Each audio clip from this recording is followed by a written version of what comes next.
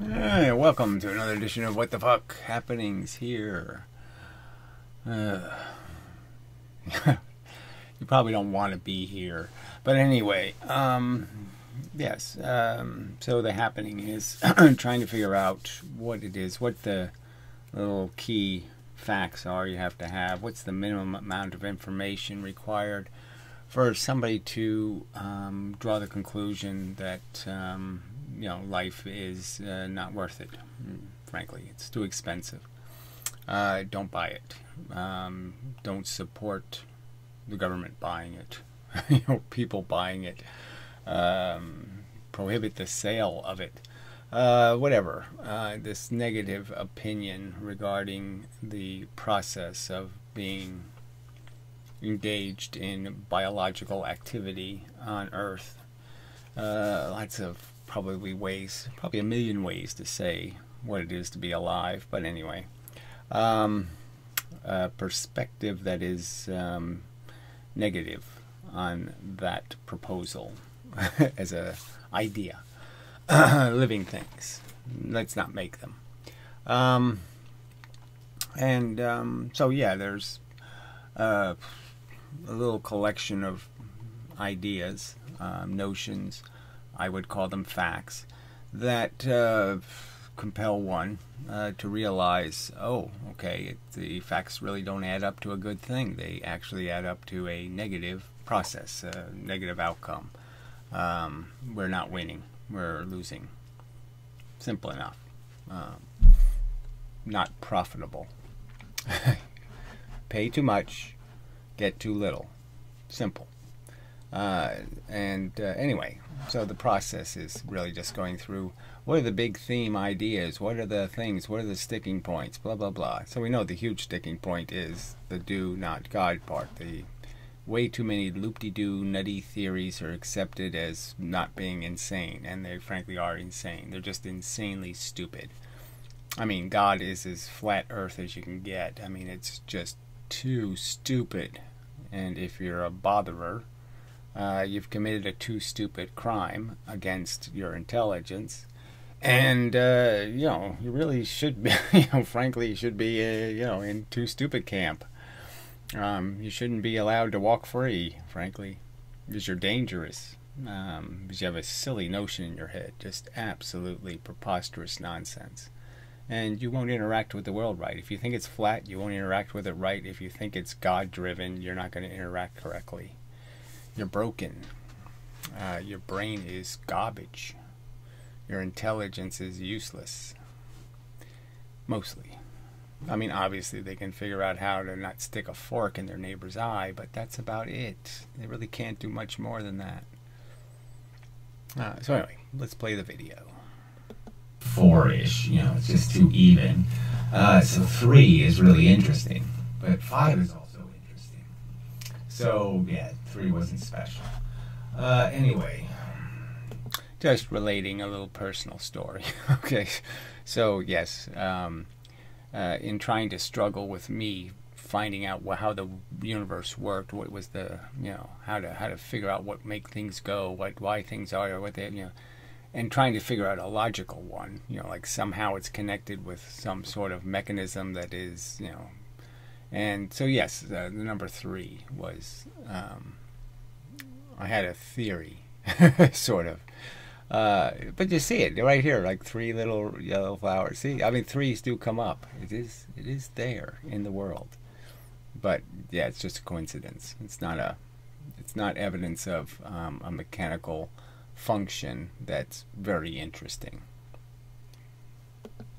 Look, 3 little blue. Okay, yeah, so never mind. But that's every part of our life, is who knows what the frickin' outcome is. So right there for... So big one for intelligent people. Why would they subject something to a game where you can't know the rules, essentially? I mean, you have this basic rule, don't do bad things. And yet the bad things are hidden behind good things, and so there's no way to see where the good things are. It's let's make a deal or something. It's just can't know what's behind the box. The box can have bows on it and all pretty and blah, blah, blah, blah, blah, but it's got it's garbage.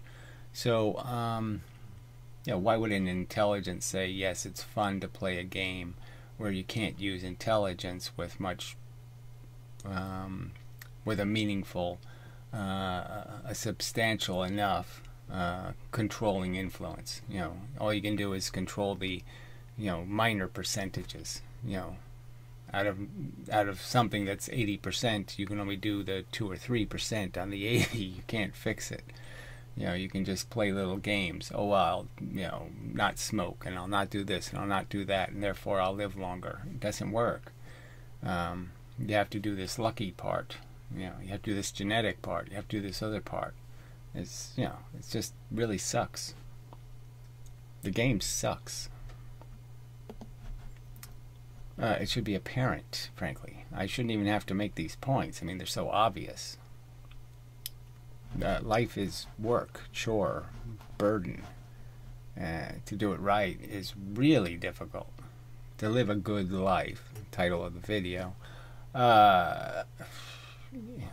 it's an awful lot of work. You not only have to be Superman, you have to iron your own Superman, suit. You have to, got a lot of work to do. Throw something into it, especially a kid. You don't throw. Yeah, you don't throw a kid into this. You don't just sit there and say, I'm just going to play roulette with something else's welfare, and that's all it is. It's a roulette wheel. It's there's way too few controlling mechanisms. You really can guarantee so frickin' little that you're just really saying the difference between success and failure is going to be arbitrary. It's going to be erroneous. It's the source is not going to be your good effort. You're not going to be able to just dig your hole and put your fertilizer in and guarantee your crop. You're going to have the weather god is going to have to help you. Thing. And throwing something else into the fire. We can figure out that if you throw the sentient organism into the fire. So this is just the is-ought gap argument again, that we can really figure out that the only thing of action, the only action in the universe that's truly valuable or significant is the feelings of a sentient organism. Everything else you don't have to worry about. Everything else isn't worth concern. All you can recognize as being something to be concerned about is whether or not something's going to be tortured by the outcome of an event. Something's going to be enduring torment and suffering and pain. Because we can know from our own personal experience, that's no fun. Let's not do that. Let's prevent that. I certainly know to prevent it in my own life, so why wouldn't I prevent it in the world's life? Yes, now sometimes pain is good for you, okay, in terms of it prevents you from doing something dumb. Right, but that's all the, cleaning up the mess you should have never made in the first place. So yes, sometimes it comes in handy in terms of preventing you from doing something stupid and stupider. So yes, that equation always exists. If you can cure 10 people by giving the disease to one person, okay, blah, blah, blah, blah, blah. Yeah, you logically do it, but it doesn't mean that one person is tortured is good. It just means that you were stuck with two bads and you chose the lesser of the two bads, which is logical. And all that stuff. So I was just thinking how it would have been so cool that if in school when you're a kid you're challenged with these subjects. So I use the push universe kind of argument. Can you find stuff in the universe that's a true pole? And the same challenge would be, can you find a good that's an absolute good? I don't even think I got to that in the video. I got distracted. But can you find something that's an absolute good, that's good intrinsically? Or is every good, in fact, made out of preventing some bad, or evading a bad, or correcting a bad, or doing something to evade a bad? And that's the simple asymmetry. So, Benatar wrote a whole book about asymmetries and blah, blah, blah, but I mean, it's not that complicated to recognize that the reason why good can't fix bad is because good is made out of bad. It's eliminating bad. That's what it's made out of. You really just don't care for doing that today. You're really not in the mood to take on that whip, okay? Yeah, so I was just using a simple statement that just like it's a push universe and the poles are an illusion, the goods are an illusion in this universe. And really all you're doing is picking the less worse circumstance. So you're just trying to improve the bad equation. You're just trying to cut down the blood footprint. That's it. That's all you can do. There is no positive footprint. There's just the negative footprint. You can't print in any other way than reducing your negative footprint. Do less harm. In basically the religious assholes because you have a financial interest. Oh, so I went on a bit of a rant against the medical institution because it is kind of disgusting that they really have been in the way. If it wasn't for them defending laws against liberal right to die, we'd have more liberal rights to die. They are the real thing in the way. They're screwing it up. Because they're a source of credible opinion, and they've opined in their own financial interest, not in any kind of rational interest. They're behaving just like silly God botherers because, frankly, it's a huge, giant. The medical industry is completely dependent on prolonging your death. You could almost argue that most of its money is made prolonging wasted and useless death. I would argue that it's circular, that it creates the problem, the addiction, and the addiction is solved with a cigarette. Yeah, so I was talking about how, but the fact is that I can't even know whether it was a good or bad thing for me. Did it make me a better person? Could it be? Just because it does change who you are in how you behave and how you even think. And it might have made me a more thoughtful person because I spent a little more time being introspective because I spent more time going, whoa, I'm buzzed. Maybe that makes a difference. Who knows? It'd be an interesting experiment. I mean, I'd love to be able to do that, find out what little things I could have changed in my life and what kind of dramatic outcomes it would have had. If you didn't meet a certain girl, you didn't do this, you didn't do all these little events that took place, I could extract one of those events. How much difference would it make in my life? It would have just been, it'd be really fantastic to be able to see that and understand just how silly the truth is. That you're made by stupid little events.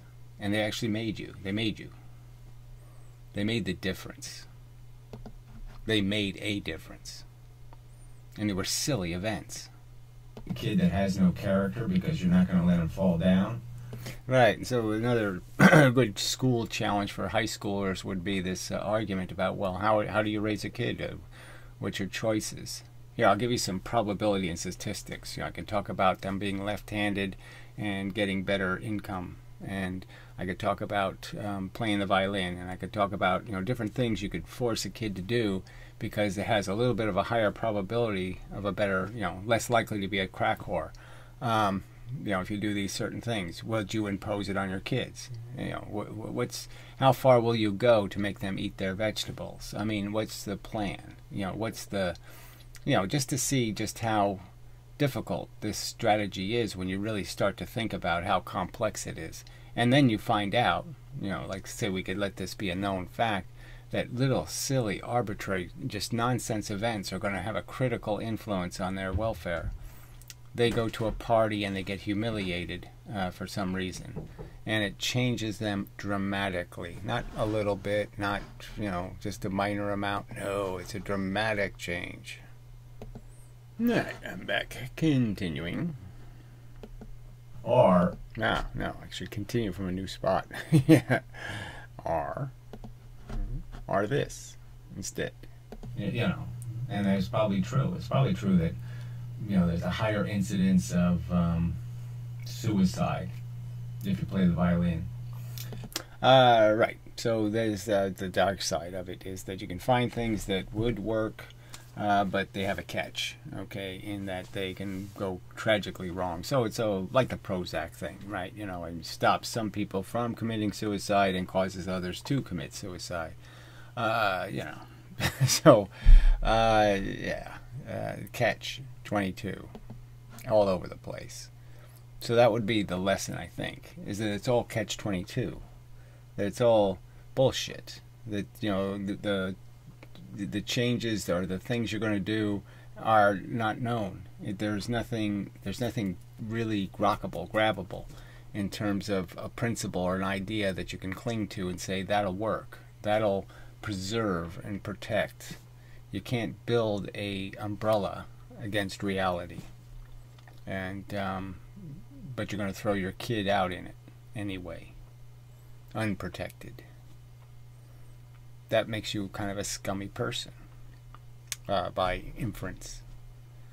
You know, by logical implication, you suck if that's your attitude. I'll just let fate, you know, I'll let the clouds decide. The logical imperative really is that bad is something you can recognize that's a thing in the universe. And right, so you shouldn't even have to make this argument because we all personally experience the cavern of difference between a nail in our eye and a cupcake, blah, blah, blah, blah, blah. Really shouldn't even have to make the argument that it isn't so hard to find value. The is part of life is not hard to find. Suffering is suck. Yeah, pretty easy. I can figure that out, especially my suffering. Life is to live the anti-bad life. It's to be the, you know, and if you really... Right, so you can't live the good life. All you can do is live the anti-bad life. So that's the play on words. It's a worthwhile sentence. I mean, like I said, it isn't very good poetry. As I stated in the video, it doesn't sing, but it dances. It works as an idea or a thought. Once you establish in your head that that's all you're really living for, is to minimize losses. So it's sort of a game changer. You know, you become a better person through that recognition that it's not about gain, it's about not losing. It's not about winning. Somebody should want to live your life. Anyway, don't know exactly what that was, but obviously, yes. Why would you assume, I mean, you know your life is messy enough. Why would you inject it on somebody else at a, you know, what, your ego? Why would you do it? And that's the only positive projection there is. There's no other real way to look at it except somebody else is going to live worse. Where I can't do this a single more time. I can't. And so I was just talking about all the grief parts of life and harsh and brutal. And the fact is that, you know, you do endure it. You figure out how to swim through the worst parts of the cesspool. But there's, you know, frankly, I'm done. I mean, I can't stomach it anymore. So there's, you know, the people who have been through it and seen it, they really ought to testify honestly about it and say there is a point where it's suffocating. And you never want to get to that point where you're just plain suffocated. It's a terrible experience to drown in the quicksand. Or the pain of and the guilt of recognizing they didn't do all they could have. You know, there's no way to win. I mean, there just really isn't. Again, all you can do is minimize your failures. All you can do is try to take some chunks off of your evil, but you can never be good. You know, you could just be less bad. And, you know, it really does fuck with the whole idea of, you know, this stoic nonsense, because it really is just pus. Being less pussy. You're just a virus, and, you know, you don't happen to have as bad as symptoms. You improve the symptoms you cause, the harm and pain. That's it. Why would you raise your hand and say, I'm for it? Yeah, so simple enough question. I mean, what's the motivation for defending it? It doesn't cure the Earth's cancer. This isn't going to fix any bad in the universe. Mars is just fine. Its blood footprint is 0, and that's good. So, we should be striving to be just as efficient as Mars is in its taking care of sentient beings. Mars is doing an excellent job. It's a very good experiment for the animals on Mars. It's very good. It would just leave people with just way too empty a feeling, right? But that is the reality. I guess I was saying something about just how, it's recognizing that they're just playing not to fail isn't, pretty enough a story, so they have to keep pretending that they are doing this hero thing when all they're going to do is be less of a villain. So I think that's a video. 57 minutes. Yes, that seems like a good enough video. Alright, so there's stuff in there. It's about, sort of organizing thoughts. And again, I think I should be able to do that in video form. I mean, I should be able to do that in arguments. And whether that's converted into a book someday, whatever, fine. Whether I do it or not, I don't see that as critical. The ideas are the ideas. The concepts are the concepts. The metaphors are the metaphors. The appeals are the appeals. The arguments are the arguments. And frankly, it doesn't matter whose face is on them. They're just arguments. That's really what this should really be about, right? It should just be about arguments and counter-arguments. And the simple argument is there's no non-fabulistic counter-argument defending in any way being a parasitic microbe on a sick and infested planet. You wouldn't wish it on a dog, whatever that means, right? You wouldn't wish it on Adolf Hitler is the more important point. It's a fate worse than non-existence. It's a fate worse than, it's a very bad fate to be subjected to the whims of circumstance and struggle for a life that will ultimately fail and have bits in it that are kind of indescribably bad. I mean, they're just pretty much undescribably bad. I'm saying, I can't... Everybody listening to this video should know of indescribably bad events, okay? They should be able to at least imagine, their wife dying or their parents or something. If they haven't already seen it happen, they should be able to at least imagine what the average is and what they're looking forward to, what's going to happen. And they should be undescribably made unsettled by those perceptions of possibility, what lies ahead. It should scare the fuck out of you, actually.